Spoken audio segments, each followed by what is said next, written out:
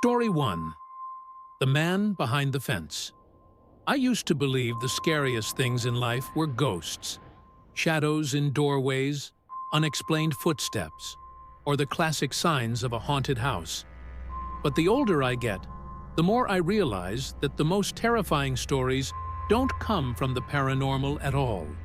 They come from people who look ordinary, smile warmly, and slip into your routine so quietly that you never notice how close they've gotten. When I was 26, my husband and I lived in Ravenford, a military city known for its high crime rate. Outsiders often joked that the base was the safest place in the entire region. Our duplex sat on a corner lot, with our unit pushed slightly farther from the street, while the neighboring one faced the traffic directly. A chain-link fence enclosed the property, and a tall wooden fence blocked the view of an old apartment parking lot behind us. Despite the reputation of the area, I felt relatively secure. I was tall, strong, and rarely intimidated, and my giant mastiff Bruno made me feel even safer. There was a man in the neighborhood I saw almost every day.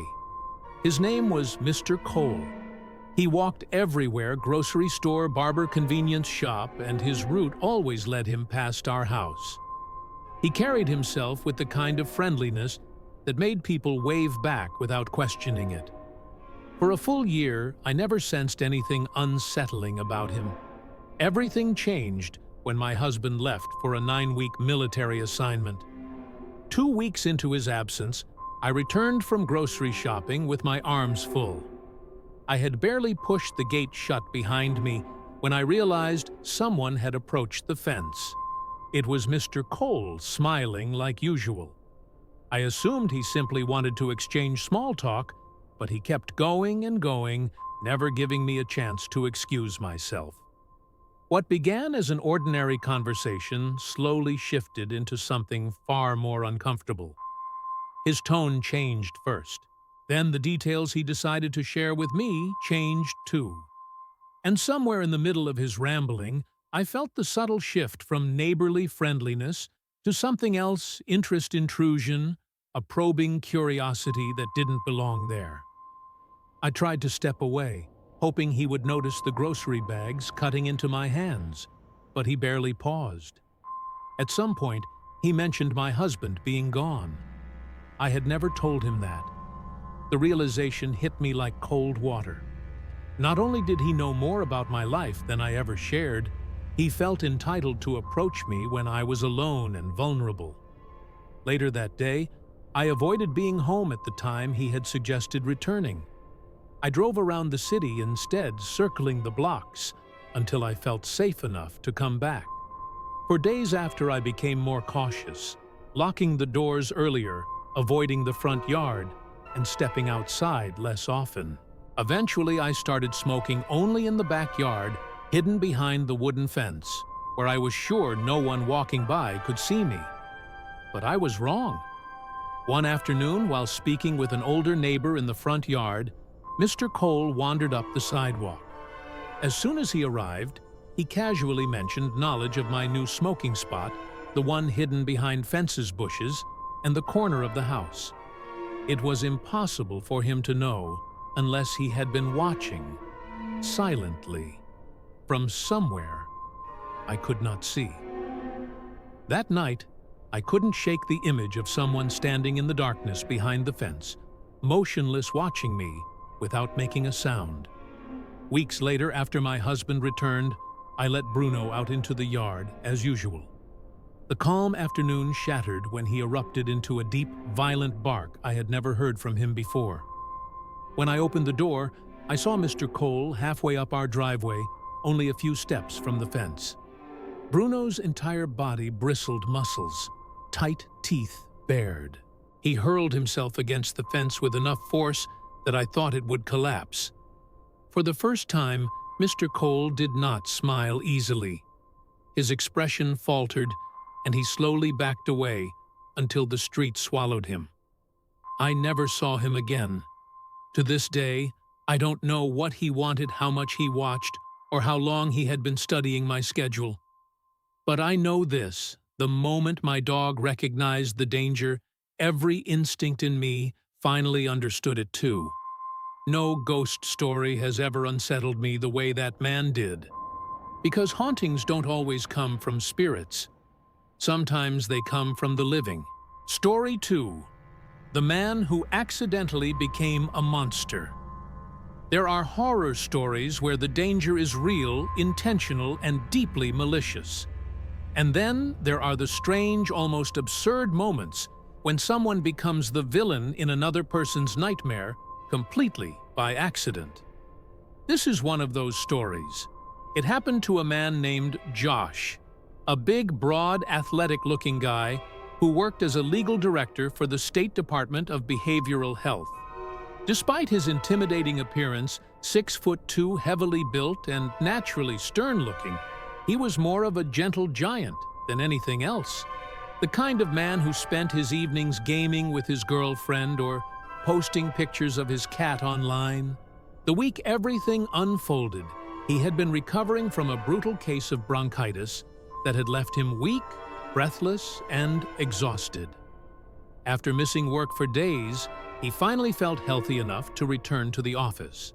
And because he wanted to surprise his girlfriend, who had lovingly taken care of him through his illness, he decided to buy her the newest expansion of her favorite online game during his lunch break.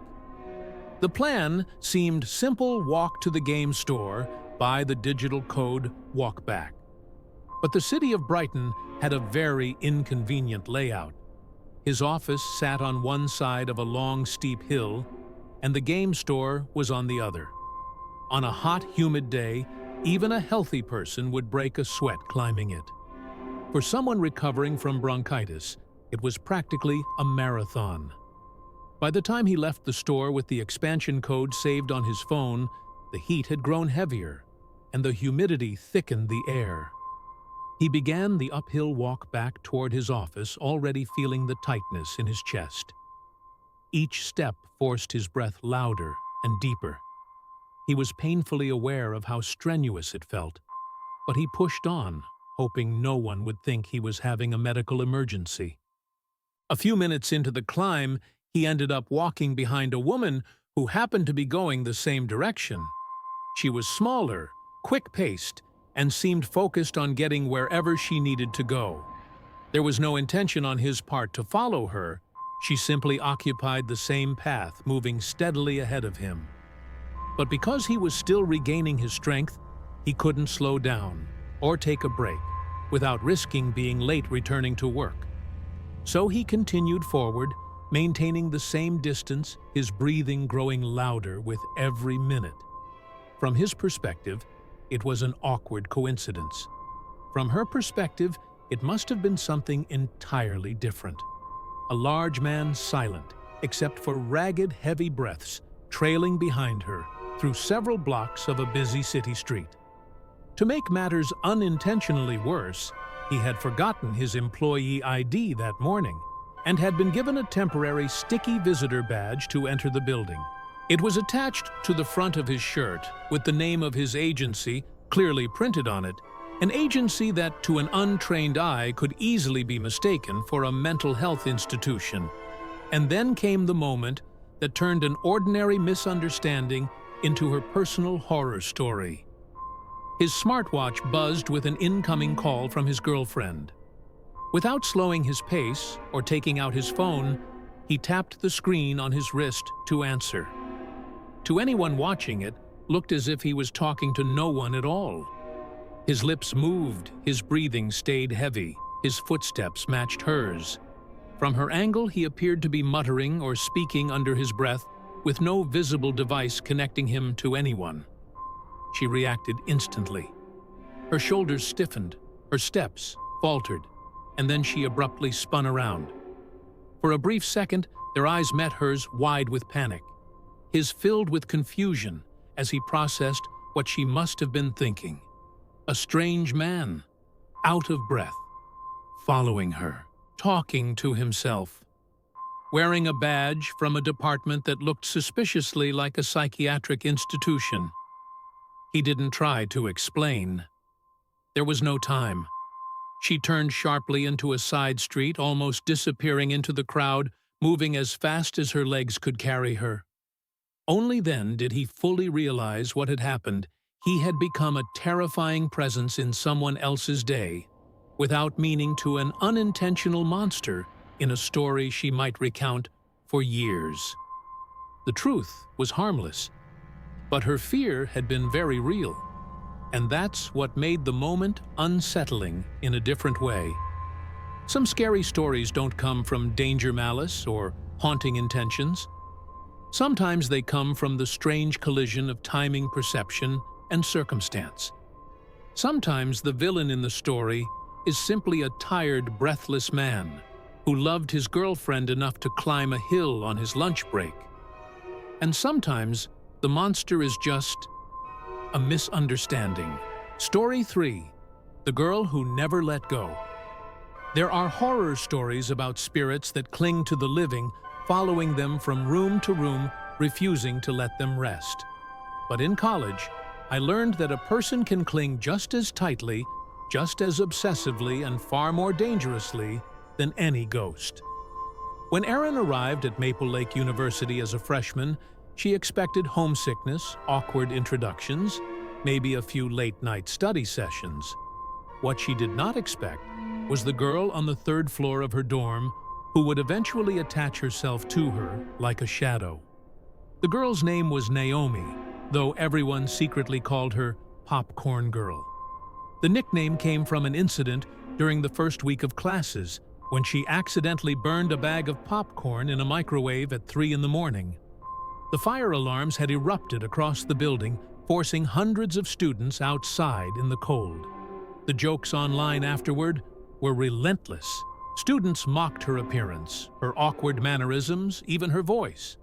Erin, who had always been a deeply empathetic person, felt bad for her. One afternoon by chance, Erin ran into Naomi in the hallway. Wanting to be kind, she made a small attempt at conversation, something light meant to ease the girl's embarrassment. It lasted no more than 2 minutes. For Erin, it was forgettable. For Naomi, it appears to have been something else entirely. A few days later, without warning, Naomi rushed into Erin's dorm room crying uncontrollably. Erin had never given her the room number. She had never shared her schedule, her last name, or even her floor. Yet Naomi seemed to know exactly where she lived. Erin comforted her out of instinct, believing she had stumbled upon someone who needed support. She never imagined the depth of the emotional sinkhole forming at her feet. Over the next 2 weeks, Naomi contacted Erin constantly. The reasons were always dramatic and always shifting. She claimed she needed someone to walk with her to the dining hall because she was scared of seeing certain staff members. Erin tried to be understanding, but the stories kept changing, growing more extreme and losing coherence. Something about them felt rehearsed, manipulated, designed to elicit sympathy rather than express trauma. But even then, Erin couldn't pull away. Not yet. Then came Thanksgiving break. Erin returned home to see her family. She was gone for only a week, but when she glanced at her phone one evening, she saw dozens of missed calls, over 60, from Naomi alone. Some days had 20 within a few hours. It was clear the calls weren't accidents. They were attempts at control, attempts at pulling her back into the emotional net Naomi had cast. When Erin returned to campus, the behavior escalated. Naomi appeared everywhere, usually distressed, often shaking, insisting she had been harmed while Erin was away. Each story contradicted the last. Each accusation became more improbable. And every time Erin tried to create distance, the response grew more volatile. One night, after a particularly stressful day, Erin went to the communal bathroom. She locked herself in a stall, hoping for a few minutes of peace. Instead, she heard the faint scrape of something against the floor. A second later, a face appeared beneath the partition, Naomi's face inches from Erin's feet, watching her from the ground. Erin's fear ignited instantly. She ran, shaken to the core, locking herself in her room and begging her father to come get her. The following days were chaos. Naomi pounded on her door at night, lingering in the hallway, making threats through the crack beneath the door. Others on the floor witnessed it. Some even reported it. But the most baffling thing was how persistent Naomi remained, as if she believed she had a right to Aaron's time, Aaron's safety, even Aaron's private space. The breaking point came when Aaron's boyfriend Liam visited. Both of them had fallen asleep watching a movie. The door hadn't been locked. At some point in the early morning hours, Naomi slipped inside the room and climbed onto the bed as if she belonged there. Only then did Aaron fully understand how deep the obsession had grown. Campus authorities finally intervened after a second fire incident involving Naomi. She was removed from the dorms and vanished from Aaron's daily life. Aaron tried to move on, eventually transferring to a university in Rhode Island. But months later, long after she thought the nightmare had ended, she received a call from an unfamiliar number in Vermont. It rang 3 times. When she returned the call, she recognized the breathing on the other end before she recognized the voice. No one said any words. But Aaron understood. Some hauntings don't come from beyond the grave. Some come from people who cannot let go. Story 4. The Knife in the Dishwasher. When people talk about childhood memories, they usually recall birthday parties, school field trips, or the innocent friendships that felt like they would last forever. But for Kayla, one memory pushed itself above all others, a quiet afternoon in 3rd grade that turned abruptly into a moment that could have ended her life. Kayla grew up in a small town called Redwood Springs, the kind of place where children walked home from school without fear, where parents chatted on porches, and where threats felt like something that only happened somewhere else. But even in the safest places, danger sometimes hides in the bodies of children who haven't yet learned how to control themselves. In her 3rd grade class, there was a girl named Chloe. Everyone knew Chloe for the wrong reasons. She snapped at other students without warning, shoved kids in the hallway, and argued with teachers as if she were the adult in the room. Rumors of anger issues swirled among the faculty, but she was still just a child, small, unpredictable, and deeply volatile. Kayla had never been close to her. In fact, Chloe had been cruel to her more than once. But one day, Chloe behaved differently. She smiled, followed Kayla around during recess, and acted as though they had been best friends for years. At the end of the day, she invited Kayla to her house only 2 blocks from the school. Kayla, young and eager to believe in kindness, asked her mother for permission over the classroom phone. Her mother agreed, but insisted that she call back once she arrived so she could have the address. Kayla never questioned why her mother sounded hesitant. When the 2 girls reached Chloe's house, everything felt deceptively normal at first. Chloe seemed excited almost overly, so eager to show Kayla her room, her toys, and her bathroom, where she insisted on brushing Kayla's hair and wetting it to make her look pretty. Kayla assumed it was harmless fun. She didn't notice the shift in Chloe's behavior until it was too late. Chloe told Kayla to close her eyes, claiming she wanted to guide her to the living room for a surprise. Trusting and naive Kayla obeyed at least for a moment. As Chloe tugged her forward, Kayla's foot bumped against something solid and cold. She opened her eyes just enough to realize she was standing beside the bathtub, not anywhere near the living room. A faint sense of dread flickered in her stomach. Chloe abruptly changed her plan and led her toward the kitchen. She announced that she would prepare a snack, moving toward the dishwasher to retrieve what she described as a utensil. Kayla stood behind her, watching her movements with a feeling she didn't quite understand yet. There was something off, something too deliberate, in the way Chloe opened the dishwasher door and reached inside. When Chloe turned around, Kayla saw the truth. It wasn't a utensil. It wasn't anything meant for cereal or snacks. It was a large kitchen knife, gleaming heavy and held far too close to her face. What happened next lived in Kayla's memory in fragments. She couldn't recall whether she screamed or froze. She only remembered the sensation of being backed into a corner, the coldness of the wall behind her, and the realization that Chloe wasn't playing anymore. For several seconds, Kayla stood still, breath caught in her chest, staring at the blade inches from her throat. The world shrank to a single terrifying moment in a kitchen that smelled faintly of dish soap and danger. Instinct saved her. Without thinking, she shoved Chloe aside with all the force her small body could muster. She grabbed her backpack, pulled on her boots without fastening them, and bolted out the sliding back door. She didn't look behind her, didn't slow down, didn't even close the gate as she sprinted toward her home. By the time her feet hit her own front porch, the fear she had been holding back finally cracked open. She burst into tears, calling for her mother, as if the house itself could protect her. The rest unfolded like a blur, police officers taking notes, adults whispering, Chloe facing consequences from her foster guardian. But none of that mattered to Kayla as much as the image of that moment, the knife, the corner, the sudden realization that some people are dangerous long before they are grown.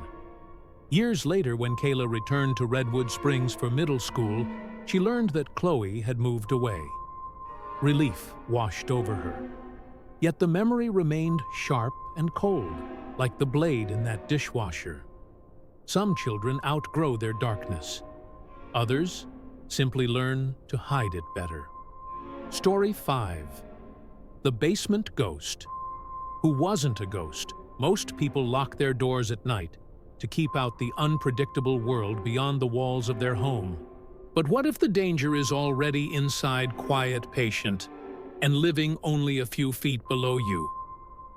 That was the reality Marissa discovered in her early 20s when she lived in a two-family house in a fading industrial neighborhood of Port Vale.